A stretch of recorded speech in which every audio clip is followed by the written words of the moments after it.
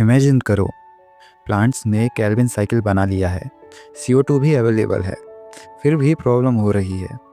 क्यों? क्योंकि rubisco perfect नहीं है। ये एंजाइम कभी कभी CO2 की जगह ऑक्सीजन को बाइंड कर लेता है और यहीं से शुरू होती है photorespiration, energy waste, carbon loss और ग्रोथ स्लो। प्लांट्स को सॉल्यूशन चाहिए था और नेचर ने दिया C3, C2, C4 and CAM strategies. इस वीडियो में हम इन्हें अच्छे से जानेंगे। सबसे पहले आए C3 प्लांट्स। इनमें CO2 डायरेक्टली केल्विन साइकिल में एंटर करता है। रूबिस्को डायरेक्टली CO2 को फिक्स करता है। पहला स्टेबल प्रोडक्ट बनता है 3-फॉस्फोग्लिसरेट, 3 कार्बन कंपाउंड, इसलिए इन प्लांट्स का नाम C3 प्लांट्स है।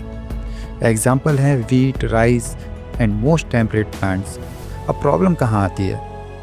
रूबिस्को ऑक्सीजनेज एक्टिविटी भी करता है और हाई टेम्परेचर में स्टोमेटा क्लोज हो जाते हैं, सेल्स में CO2 कम हो जाता है और ऑक्सीजन ज़्यादा हो जाता है, जिससे फोटो रेस्पायरेशन इंक्रीज हो जाता है। Result, energy waste. So nature ने सोचा रूबिस्को की प्रॉब्लम सॉल्व करनी होगी, तब आए C2 प्लांट्स। ये मोस्ट एडवांस्ड और प्योर C4 नहीं होते, पर C3 से एडवांस होते हैं। तो इनमें होता क्या है? फोटो रेस्पायरेशन कम्प्लीटली एलिमिनेट नहीं होता, पर पार्शियली कंट्रोल्ड होता है। पर कैसे? ग्लाइसिन डीकार्बोक्सिलेशन स्पेसिफिक सेल्स में शिफ्ट हो जाता है। CO2 लोकली कंसंट्रेट होता है, जिससे रूबिस्को को CO2 ज़्यादा मिलता है। ये प्लांट्स बेसिकली C3 से C4 के बीच एवोल्यूशनरी ब्रिज हैं। इन्हें C3 C4 इंटरमीडिएट्स भी कहते हैं। अब नेचर ने फुल इंजीनियरिंग मोड ऑन किया।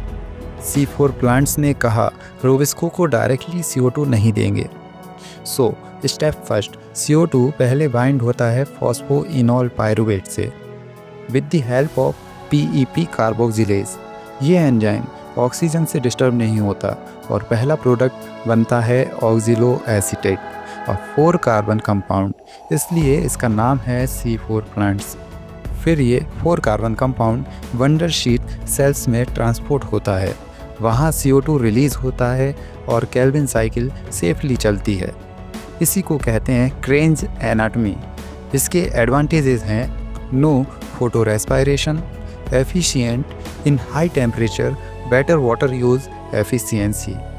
इन प्लांट्स के एग्जाम्पल हैं मेज, शुगर कैन, सोरगम। अब बात करते हैं डेजर्ट में पाए जाने वाले प्लांट्स की। दिन में temperature high, water loss high, so CAM plants ने स्मार्ट स्ट्रेटजी अडॉप्ट की। टाइम सेपरेशन, रात में स्टोमेटा ओपन होते हैं और CO2 एंटर करता है, PEP से बाइंड होता है और मेलेट बनाता है, और दिन में स्टोमेटा क्लोज रहते हैं, मेलेट से CO2 रिलीज़ होता है, जिससे केल्विन साइकिल चलती है। ये सिस्टम कहलाता है CAM, crassulacean acid metabolism.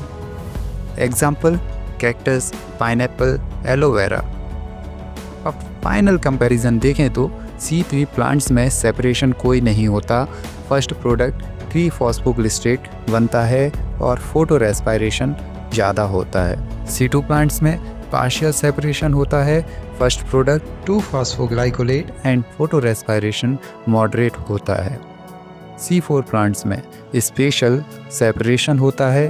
First product oxaloacetic acid and photorespiration minimal होता है। कैम प्लांट्स में टेम्पोरल सेपरेशन होता है। फर्स्ट प्रोडक्ट बनता है मेलेट और फॉस्फो रेस्पायरेशन मिनिमल होता है। नेचर ने रूबिस्को की गलती को प्रॉब्लम नहीं बनने दिया और उसने इवॉल्व किया। C3 बेसिक मॉडल था, C2 ट्रांजिशन था, C4 इंजीनियरिंग सॉल्यूशन था और CAM survival strategy. So photosynthesis सिर्फ एक रिएक्शन नहीं, ये इवोल्यूशन की कहानी है। आई होप आपको C3, C2, C4 and CAM plants में बेसिक डिफरेंस समझ में आ गया होगा। अगर आ गया है तो वीडियो को लाइक करें, चैनल को सब्सक्राइब करें। मिलते हैं अगले वीडियो में, तब तक के लिए धन्यवाद।